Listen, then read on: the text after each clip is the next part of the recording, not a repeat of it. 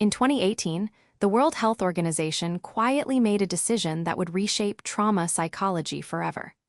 For the first time, complex PTSD was officially recognized, a diagnosis that millions had been living with, invisible and unheard. The concept of complex trauma isn't new, but its formal classification is a watershed moment.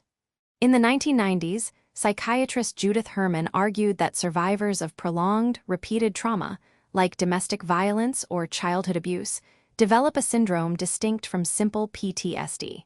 She called it complex PTSD, but the DSM-IV and DSM-V chose to retain narrower criteria, leaving millions without a fitting diagnosis. The ICD-11 finally closed this gap in 2018. Its definition includes 3 core PTSD symptom clusters: re-experiencing, avoidance, and hyperarousal, plus 3 additional clusters: disturbances in affect regulation, negative self-concept, and relationship difficulties. This tripartite structure has been validated in numerous cross-cultural studies, giving voice to a long-silenced population. To understand CPTSD, we must look beneath the psychological surface to the biological substrate. The developing brain is exquisitely sensitive to chronic stress. When a child is repeatedly abused or neglected, the hypothalamic pituitary adrenal axis, the body's central stress response system, becomes dysregulated. Instead of a normal cortisol response that rises and falls with threat, survivors often show flattened cortisol rhythms or paradoxical low levels, a pattern linked to chronic hypervigilance and emotional numbing. Neuroimaging studies reveal structural changes. The hippocampus, critical for memory, is often smaller, the amygdala becomes hyperreactive, and the medial prefrontal cortex shows reduced activity. This neural profile explains why survivors can feel trapped in a perpetual state of threat, unable to distinguish between a safe present and a dangerous past. Bessel van der Kolk, a leading trauma researcher and author of The Body Keeps the Score, argues that complex trauma is not stored as a narrative memory, but as somatic fragments, unexplained pain, visceral sensations, and involuntary physical reactions. The body is the stage upon which the trauma is reenacted, he writes.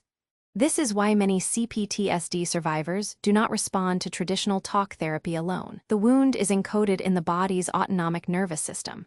It manifests as chronic tension, digestive issues, or a sense of being disconnected from one's own physical self. Understanding this somatic dimension is crucial for effective treatment, which often involves body-based therapies like EMDR, somatic experiencing, or yoga to help release trauma stored in the tissues. While PTSD is often characterized by intrusive memories and avoidance, CPTSD manifests in ways that can be mistaken for other psychiatric disorders. Emotional dysregulation is a hallmark. Survivors may experience explosive anger, profound despair, or sudden dissociative states where they feel detached from their own body.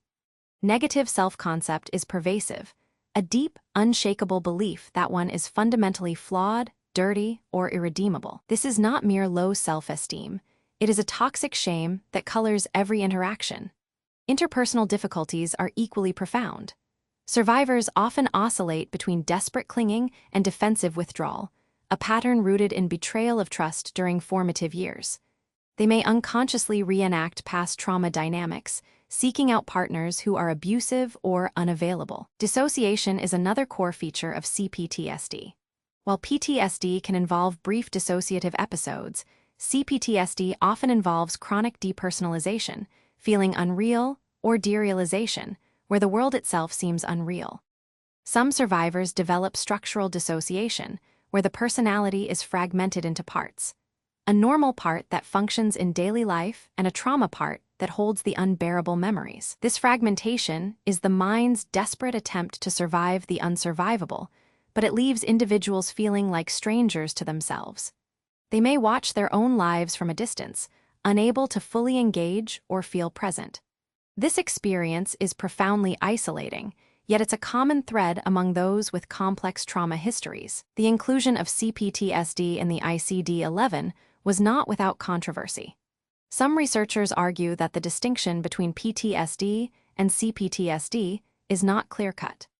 A meta-analysis by Bruin and colleagues found that while the 3 additional symptom clusters form a coherent factor, they are highly correlated with standard PTSD symptoms. Critics suggest that CPTSD may simply represent a more severe form of PTSD rather than a distinct diagnosis. However, proponents counter that the qualitative differences in self-concept, relational patterns, and emotional regulation warrant separate classification. This debate continues to shape clinical practice and research, but for many survivors, the diagnosis provides validation and a pathway to more tailored treatment approaches. Beyond the science and controversy lies the lived reality of millions. For survivors of complex trauma, the invisible wound permeates every aspect of existence. They may struggle with chronic health issues, difficulty maintaining relationships, or a pervasive sense of being fundamentally broken. Yet, they often appear high-functioning on the surface, masking their pain in a world that doesn't see their struggle. Recovery is possible, but requires specialized approaches that address the deep, structural damage. Therapy must focus not just on processing memories, but on rebuilding the sense of self, regulating the nervous system, and learning to trust again. The recognition of CPTSD is a step toward understanding these hidden battles and offering hope where there was once only silence. If you found this exploration of complex PTSD valuable, consider sharing it with someone who might need to hear it. Understanding is the first step toward healing.